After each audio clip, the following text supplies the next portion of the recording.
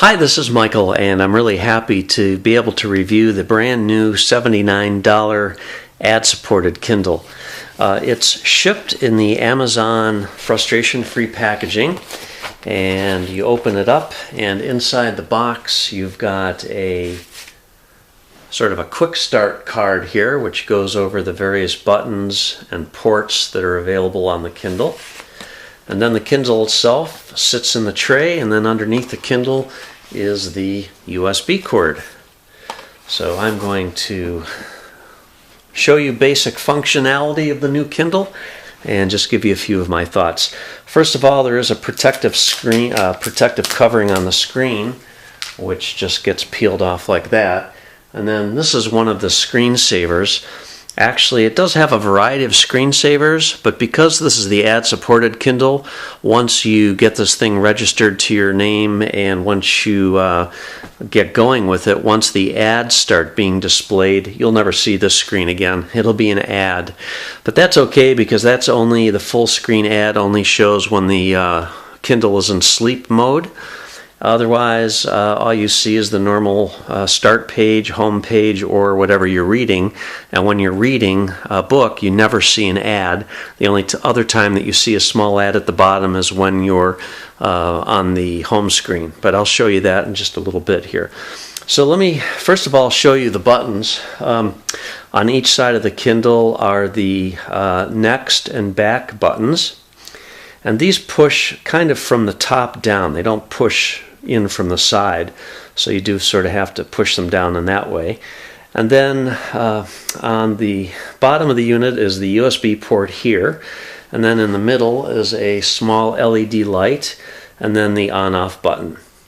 So I'll just push it once to turn it on, and then in the front here, these buttons are as follows. The first button here is the back button. The next button is the on-screen keyboard button. This is the 5-way controller, left, right, up and down, and then a button in the middle. Then this is the menu button, contextual menu button, so it displays different choices whether you're on your home page or in a book.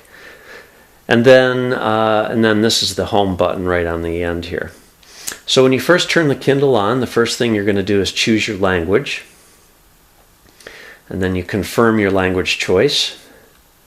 And then the Kindle will continue to start up here. And while it's starting up, I just want to show you how it compares in size to the original Kindle. So this is the original Kindle, and it's quite a bit thicker. And I know most of you probably don't have the original Kindle, but the new Kindle, you will notice immediately how light it is and extremely thin. So if you put these two guys side by side, you can see the significant difference here. And the screen size is actually the same, but I will tell you that the new Kindle has it's an improved e-ink display. They're both e-ink displays, but the new Kindle definitely has a sharper, and as far as the processor inside, it is a much faster page turning experience. And also you'll notice on the original Kindle, and perhaps the newer ones, there's basically a screen blackness that occurs as you're changing pages. So with the new Kindle, that doesn't really happen. It does happen occasionally, but apparently there's must be a page cache of some sort internally. It only happens like every 5 or 6. I'm not sure exactly how many page turns, but it's a very nice thing that it doesn't flash that black every time. So now I'm going to connect to my Wi-Fi, and first it's searching the network. Now it finds my network here, and I'm going to click on connect, and the next thing that'll happen is I need to enter in my password for my network. So this will be a good opportunity for me to show you the on-screen keyboard, and you navigate it by using the 5-way controller. So I'm just going to put in my password here, and only takes a little while. This is a good time to mention also that if you do a lot of typing, like if you like to make a lot of notes while you're reading, or if you like to use the keyboard for a lot of searches, then you may want to consider the Kindle that actually has the physical keyboard. Personally, myself, I don't do either of those. I just want my Kindle for reading and the very infrequent amount of typing that I would need to do. I can easily accomplish that using the on-screen keyboard because it's pretty easy to use, and it works pretty well, as you can see. So I'm done entering my password. Hopefully I entered it correctly, and once it connects to my network, I will show you the next step. Okay, it is now connected to my network, so I'm good to go here. The very next thing that's going to happen is I'll need to register this. And I already have an existing Amazon account, so I'm going to pause this while I log into my Amazon account. Okay, I'm back, and what you see now, this is an example of one of the screensaver / ads that you'll see on the new ad-supported Kindle. Normally you would have just a sort of a generic screensaver that the Kindle would display, but with the ad-supported version, when your Kindle goes to sleep, when the screensaver comes up, it will be an ad. And these do cycle through different ads, and Amazon does update them periodically. You can also go to a menu option and see all the various ads that would be offered to you in one place, so you don't have to wait for it randomly to just show up. So the menu system here basically allows you to change the font size once you get into a book. So I'm just going to open up the user guide here, and I want to first of all show you the page turning speed. It's very quick, and you'll notice there's no black flash. It will happen maybe every 5 or 6 page turns. There was one just there. So it does not happen frequently.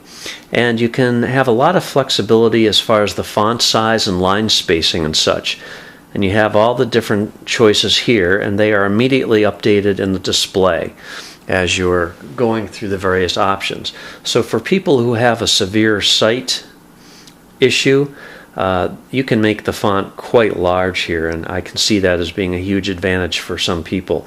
You can also change the typeface from regular to condensed to sans serif, and you can also change your line spacing from small to medium to large. And you can also change the words per line, which essentially is changing the margin as well. So it'll put more white space, that's fewer, and this is the fewest. So basically you're increasing the margin on either side of the text. And then finally you can rotate your screen using this option here. And you have 4 degrees of rotation. So I'm just going to change it back to the default. And there we are. So once again, I just want to demonstrate that the way the buttons work, you push them down to page turn. You don't push them in from the side. And then on the bottom here, this is the USB, this is the LED indicator, this is the on-off switch. So if you really want to conserve your battery, you can hold this button until the Kindle completely turns itself off. No screensaver, no nothing. So if you were traveling, you might want to do that. Otherwise, after a period of inactivity, it'll just go into the screensaver mode, which is, as I've discussed, will just display an ad. It uses really, they say no power. So it really is conserving your battery a great deal. This Kindle is thin, it's light, it's extremely legible. The e-ink display is much better than the original Kindle. I demonstrated that a little bit earlier.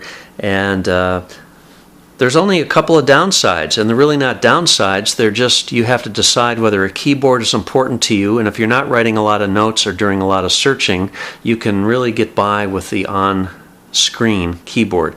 There's no sound in this Kindle, so if speech to text is important or listening to MP3s is important, this isn't the Kindle for you.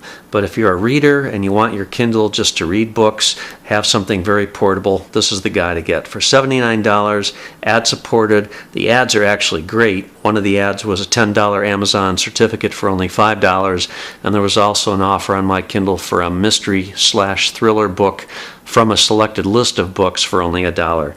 So I'm already making out pretty well with the ad-supported Kindle. I think you'll like it. It may not be perfect for you. If so, there are other Kindles coming out. Just keep in mind, with a touch screen, it's going to get smudged and gunked up, whereas with the non-touch screen, you don't have to worry about that nearly as much. I hope you found this helpful. If you have any questions, please leave me a comment and I'll answer it if I can. Thanks a lot. Have a great day.